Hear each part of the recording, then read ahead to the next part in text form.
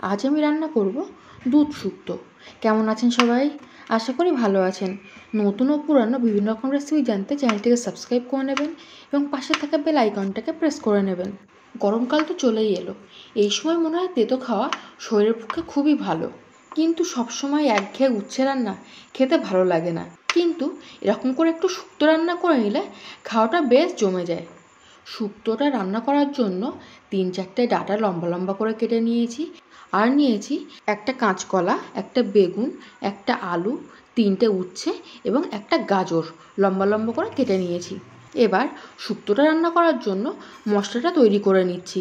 1 চামচ সর্ষে, 2 চামচ পোস্ত শুকনো গুঁড়ো করে নিয়ে তারপর একটু জল দিয়ে এবং 1/2 ইঞ্চি আদা দিয়ে বেটে নিচ্ছি।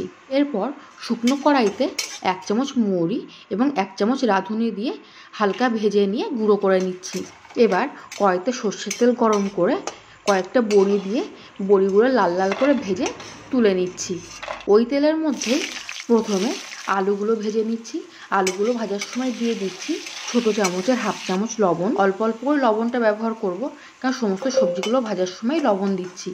আলুগুলো ভাজা হয়ে গেছে, তুলে নিচ্ছি। এখন দিয়ে দিচ্ছি কেটে রাখা বেগুনগুলো। বেগুনগুলো ভাজার সময় দিয়ে দিচ্ছি ছোটো চামচের 1/2 চামচেরও কম লবণ। বেগুনগুলো ভাজার সময় অবশ্যই গ্যাসের ফ্লেমটা হাই করে দেবেন। বেগুন ভাজার সময় খুব তাড়াতাড়ি গলে যায়, ওই জন্য অল্প একটু সময় ভেজেই তুলে নেব। আর ভেজে নিচ্ছি উচ্ছেগুলো। উচ্ছেটা ভাজার সময়ও ছোটো চামচের 1/2 চামচের কম লবণ দিয়ে দিচ্ছি।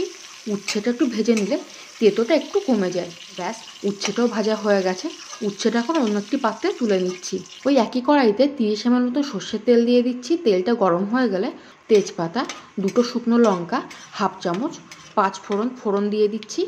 একটু নাড়াচাড়া করে দিয়ে দিচ্ছি ডাঁটা, গাজর এবং কাঁচকলা। গাজর, কলা এবং ডাঁটাটা দিয়েও বেশ 5 মিনিট মতন ভেজে নিচ্ছি।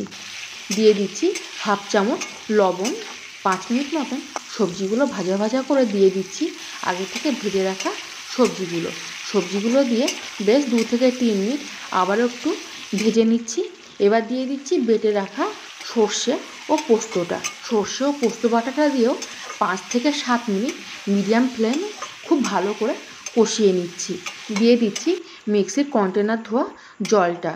এই জলের মধ্যেই সবজিগুলো খুব ভালো করে কষিয়ে নিচ্ছি। এখন দিয়ে দিচ্ছি আগে থেকে ভেজে রাখা বড়িগুলো।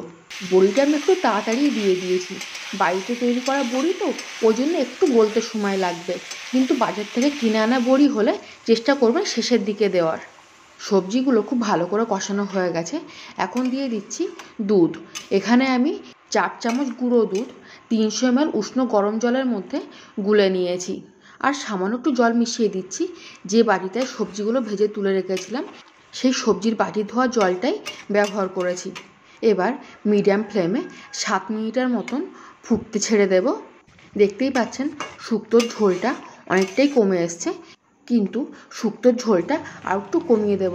ওই জন্য ঢাকনা দিয়ে দিচ্ছি, তাতে সবজিগুলো গলে যাবে। এরকমই ঝোল রাখবো।